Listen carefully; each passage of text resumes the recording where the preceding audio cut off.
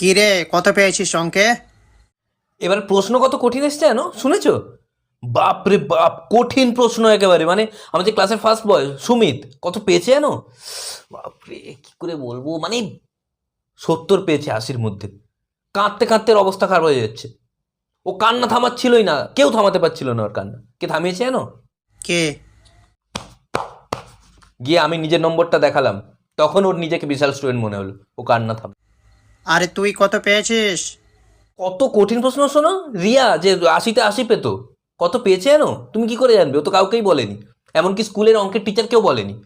কি অবস্থা, মানে এরকম কঠিন প্রশ্ন নাকি পৃথিবীতে কোনোদিনও আসেনি।